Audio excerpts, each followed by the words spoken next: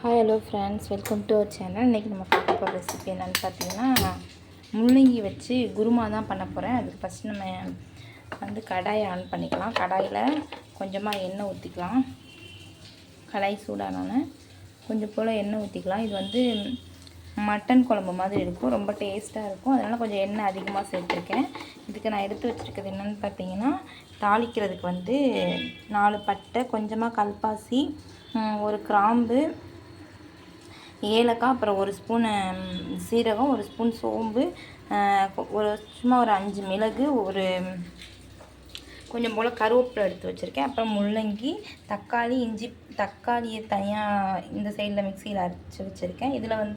இதில் என்ன சேர்த்து அரைச்சிருக்கேன்னா, இஞ்சி, பூண்டு, வெங்காயம், பெரிய வெங்காயம் 1 வெங்காயம், இதெல்லாம் சேர்த்து அரைச்சி வச்சுருக்கேன். இப்போ எண்ணெய் காஞ்சிருச்சு, வாங்க எப்படி பண்ணலான்றதை பார்க்கலாம்.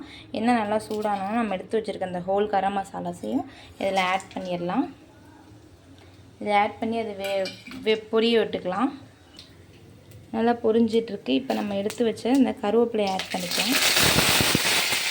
நல்லா பொரிக்கும், பார்த்து பண்ணுங்க. அடுப்பை சிம் பண்ணிடுறேன். நெக்ஸ்ட்டு அது நல்லா இதானதுக்கப்புறமா நான் எடுத்து வச்சுருக்கேன் இஞ்சி, பூண்டு, வெங்காயம், அதையும் நம்ம சேர்த்துடலாம். சேர்த்துட்டு ஒரு மிக்ஸ் பண்ணிடலாம்.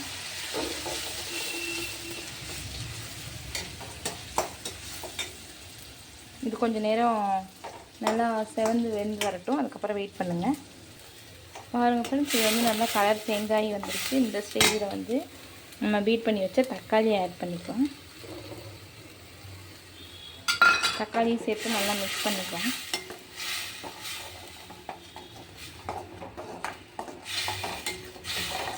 தக்காளியோட பச்சை வாசனை போகிற அளவுக்கு வதக்கிக்கோங்க. வதக்கிற அளவுக்கு வதக்கணும். தக்காளி நல்லா பாருங்கள் கலர் மாதிரி வந்துடுச்சு. இந்த ஸ்டேஜில் நம்ம கட் பண்ணி வச்ச முள்ளங்கி இதிலே சேர்த்துக்கலாம்.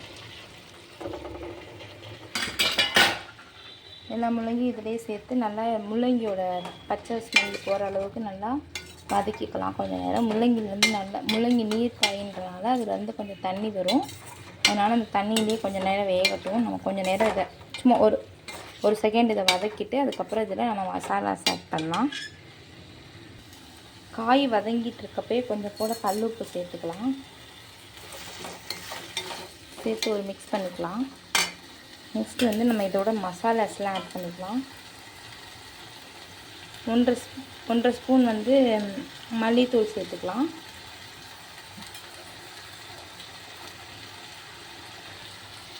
1 ஸ்பூன் மிளகாத்தூள் சேர்த்துக்கலாம். எங்களோடது காரமாக இருக்கும், அதனால் நான் கம்மியாக சேர்த்துருக்கேன். உங்களோடது மிளகாத்தூளுக்கு ஏற்ற மாதிரி நீங்கள் கூட குறைச்சி சேர்த்துக்கோங்க. இதெல்லாம் நம்ம ஒன்று சேர்த்து நம்ம நல்லா கிளறி விட்டுக்கலாம். நல்லா வதங்கட்டும்.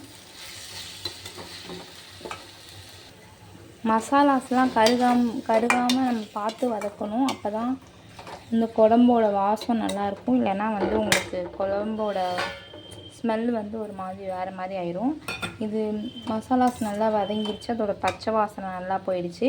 இந்த ஸ்டேஜில் ஒரு 1/2 கப் அளவுக்கு நம்ம தக்காளி பீட் பண்ணி வச்சுருந்தோன்னா அந்த கப்லேயே கொஞ்சமாக தண்ணி சேர்த்து அதில் ஆட் பண்ணிக்கலாம். அடுப்பை ஃபாஸ்ட் பண்ணிக்கிறேன். ஃபாஸ்ட் பண்ணிட்டு நல்லா கிளறி விட்டுக்கலாம்.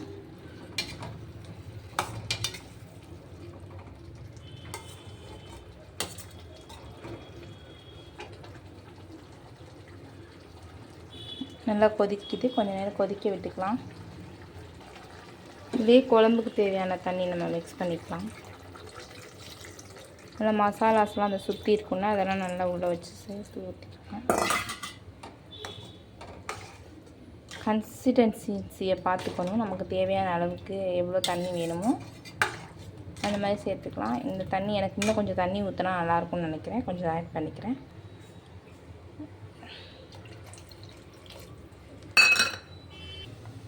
பாருங்கள், என் குழம்புக்கு தேவையான அளவுக்கு தண்ணி இதில் ஆட் பண்ணிட்டேன். தண்ணியை சேர்த்து நம்ம நல்லா கொதிக்க விட்டுக்கலாம். ஒரு 15 நிமிஷம் நல்லா கொதிக்க வச்சுக்கலாம். அந்த காயெல்லாம் வேகட்டும். இது வெந்துட்டுருக்க ஸ்டேஜ்லேயே நம்ம ஒரு தேங்காய் விழுது ஒன்று அரைச்சிட்டு வந்துடலாம். வாங்க, இதை மூடி போட்டு மூடி வச்சுக்கலாம், வேக வச்சுக்கலாம். இந்த தேங்காய் விழுதுக்கு ஒரு 4 முந்திரி எடுத்து வச்சுருக்கேன். இந்த 4 முந்திரி இதில் சேர்த்துக்கலாம். அப்புறம் ஒரு தேங்காயில் 1/2 தேங்காய் அளவுக்கு தேங்காய் கீற்று போட்டு வச்சுருக்கேன். இதையும் முந்திரியும் சேர்த்து கொஞ்சமாக தண்ணி சேர்த்து இதை அரைச்சிட்டு வந்துடலாம் வாங்க.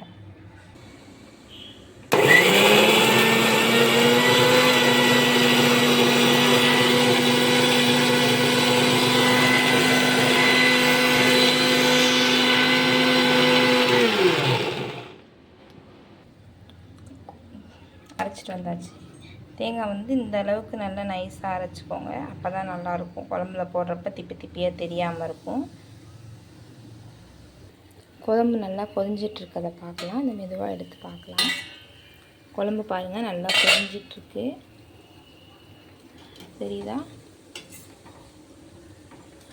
அளவுக்கு நல்லா கொதிஞ்சிட்ருக்கு. கொதியட்டும். நம்ம நெக்ஸ்ட்டு இன்னும் ஒரு 10 மினிட்ஸ் கொதியட்டும். அதுக்கப்புறம் நம்ம ஓப்பன் பண்ணி பார்க்கலாம். அந்த குழம்பு கொதிஞ்சிட்ருக்க நேரத்தில் நான் அந்த குப்பையை அள்ளிட்டு இந்த பாத்திரத்தெலாம் கழுவிட்டு வந்துடுறேன். நான் எப்பயுமே இந்த மாதிரி தோல் இதெல்லாம் நான் வந்து வேஸ்ட் பண்ண மாட்டேன். இதெல்லாம் நான் வளர்க்குற அந்த செடிகளில் உரமாக இருக்குன்றனால இந்த வெங்காயத்தோல் இதெல்லாம் வந்து நான் இதில் சேர்த்துருவேன். முட்டை தோலாக இருக்கட்டும், எதாக இருந்தாலும் இதை சேர்த்துருவேன். இதான் என்னோடய குட்டி கார்டன். எப்படி இருக்குங்கிறத கமெண்டில் சொல்லுங்கள். இப்போ தான் மணி பிளான் நான் குட்டியூண்டாக வச்சேன்.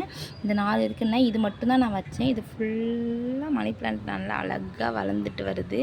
இது வந்து துளசி, பாப்பாவுக்கு சளி இதுவும் பிடிச்சா துளசி, இந்த ஓமவல்லிலாம் தேவை. கற்றாழை எப்போயுமே நம்ம ஸ்கின் கேருக்காக நான் வச்சுருக்கேன். இது வந்து ஸ்கின்னுக்கும் யூஸ் பண்ணிக்குவேன், ஹேருக்கும் யூஸ் பண்ணிக்குவேன். மின்ட் இது வந்து நான் ஒரு டைம் இதில் வந்து மின்ட்லாம் பறித்து நான் வந்து புதினா சட்னி அரைச்சிட்டேன். இப்போ மறுபடியும் அது வளர்ந்துட்டுருக்கு. நான் ஒரே ஒரு குச்சி தான் இதில் நட்டு வச்சு அது இவ்வளோ பெருசாக வளர்ந்துட்டுருக்கு. ரொம்பவே ஹாப்பி. இதை பார்க்குறப்ப எனக்கு ரொம்ப சந்தோஷமாக இருக்கும். இந்த கார்டனை பார்க்குறப்ப இது என்னால் எனக்கு இந்த மாதிரி கார்டனிங் வளர்க்குறதுலாம் ரொம்ப பிடிக்கும். உங்களுக்கு பிடிக்குமாங்கிறத கமெண்டில் சொல்லுங்கள். பாருங்கள் ஃப்ரெண்ட்ஸ், அதுக்குள்ளே நான் எல்லா பாத்திரத்தையும் விளக்கி கழுவி வச்சுட்டேன். அடுத்து நம்ம குழம்பு எப்படி ரெடி ஆகிடுச்சா இருந்து பார்க்கலாம் வாங்க.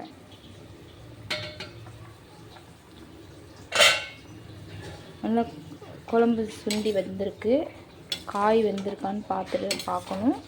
காய் நல்லாவே வெந்திருக்குன்னு நினைக்கிறேன். பார்த்துக்கலாம் எப்படி வெந்திருக்கா இல்லையான்னு. இன்னும் கொஞ்சம் காய் வேகணும் ஃப்ரெண்ட்ஸ். கொஞ்சம் நேரம் கழிச்சு நம்ம தேங்காய் அதில் சேர்த்துக்கலாம். அது வரைக்கும் வெயிட் பண்ணுங்கள். சைட்லேயே வந்து நான் எப்போயுமே சாதம் வந்து வடித்து தான் ஃப்ரெண்ட்ஸ் சாப்பிடுவேன். அதனால் சாதத்துக்கு உலைய இதில் சேர்த்துருக்கேன். இந்த தண்ணி காஞ்சதுக்கப்புறம் அரிசி போடணும் ஃப்ரெண்ட்ஸ். இது காயிற வரைக்கும் நம்ம வெயிட் பண்ணலாம். அதுக்குள்ளே அந்த குழம்புல காய் வெந்துருச்சான்றதை பார்க்கலாம் வாங்க. நானும் காய் முள்ளங்கி நல்லா வதக்கி தான் போட்டேன். ஏன் இன்னும் வேகலைன்னு தெரில. குழம்பு நல்லா சுண்டி வந்திருக்கு. இதில் தேங்காய் சேர்த்துட்டா ரெடி ஆயிரும். குழம்பு இன்னும் இங்கே பாருங்கள் முள்ளங்கி வேகாத மாதிரி தான் இருக்குது. என்ன எதனாலன்னு தெரியல. தெரிஞ்சால் கமெண்டில் சொல்லுங்கள். எந்திரிச்சான்னு பார்க்கலாம். அங்கே பாருங்கள் ரொம்ப சுற்றுச்சு கையில். அவ்வளோதான் ஃப்ரெண்ட்ஸ், நம்மளோட சூப்பரான சுவையான முள்ளங்கி கறி குழம்பு ரெடி ஆயிடுச்சு. இதை சுட சுட சாதம் வச்சு இதை போட்டு சாப்பிட்றப்போ இது ஒரு வத்தை ஒரு அப்பளம் ஏதாவது வச்சு பாயில் பண்ண எக்கு வச்சு சாப்பிடும்போது ரொம்ப டேஸ்ட்டாக இருக்கும். இதே மாதிரி நீங்களும் ட்ரை பண்ணுங்கள். என்னோடய சேனலை நீங்கள் லைக் பண்ணுங்கள், ஷேர் பண்ணுங்கள், மறக்காமல் சப்ஸ்கிரைப் பண்ணுங்கள். தேங்க்யூ ஃபார் வாட்சிங். பாய்.